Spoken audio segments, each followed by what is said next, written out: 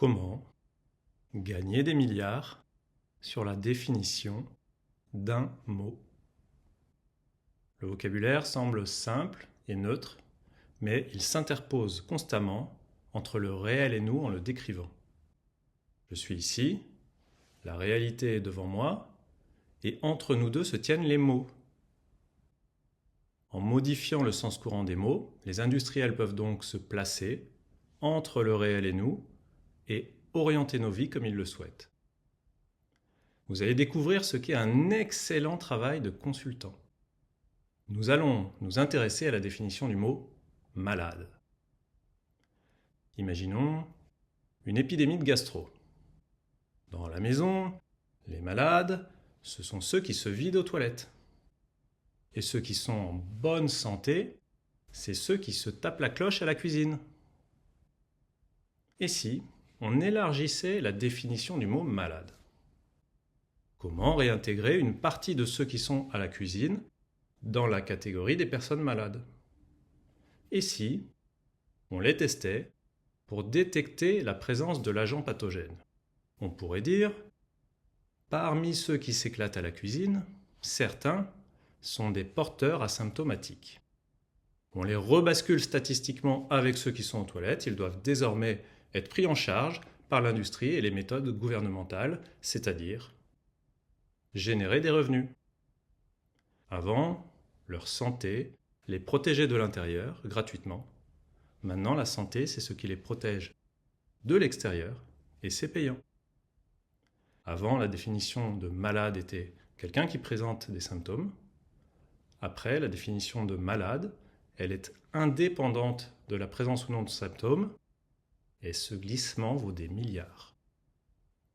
Mais arrêtons-nous un instant. C'est déjà impressionnant. De manière invisible, en travaillant sur le vocabulaire, on a agrandi le marché et gagné beaucoup d'argent. Mais vous ne percevez pas encore à quel point c'est brillant. Parce que maintenant, le statut statistique malade qui déclenche les ventes, c'est le résultat d'un test. Et un test, ça se maîtrise. On décide de son assiette, qu'est-ce qu'il détecte, de sa sensibilité, à quel point il le détecte, et on décide à qui on le donne. Avant, la nature déterminait qui remplissait le réservoir statistique appelé personne malade. Maintenant, on peut décider par des choix techniques qui transférer de la cuisine vers les toilettes, du hors marché vers le marché, de non malade à malade. Imaginons que dans la cuisine, nos convives, en bonne santé, soient assis de part et d'autre d'une table. Et imaginons que je teste uniquement ceux qui sont assis à gauche de la table, et pas ceux qui sont assis à droite. Les porteurs asymptomatiques à gauche de la table vont aux toilettes, tandis que ceux qui sont à droite, non détectés car non testés, resteront à la cuisine. Je pourrais ensuite compter combien il y a de convives à gauche et à droite de la table et déclarer que le côté droit de la table protège de la gastro. Dire que le côté droit de la table protège de la gastro, c'est une blague.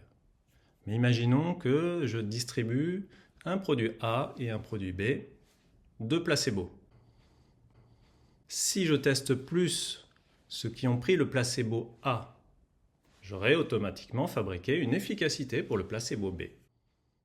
Par simple maîtrise du comptage des porteurs asymptomatiques, parce que j'ai redéfini malade comme étant le résultat d'un test et que je contrôle la stratégie de test, l'air de rien, en jouant simplement sur le vocabulaire, je viens de prendre le contrôle de la réalité.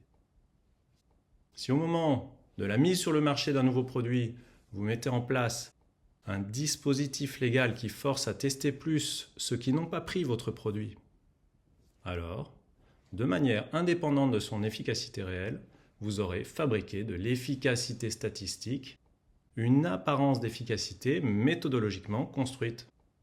Et vous pourrez compter les personnes malades selon votre définition du mot malade et avec votre méthode de comptage et prouver statistiquement, donc scientifiquement, que votre produit est efficace, qu'il le soit ou non. Vous ne dépendez plus de la fiabilité de votre recherche et développement. Vous ne dépendez plus de la férocité de la nature, même si les gens ne sont pas vraiment malades et que votre produit n'est pas vraiment efficace, vous allez pouvoir le vendre. Et ça vaut des centaines de milliards. Si vous vous demandiez, mais ils font quoi au fait, les fameux cabinets de conseil? Maintenant, vous savez. Le langage, c'est le pouvoir. On le sait ça, mais on ne le sait pas assez.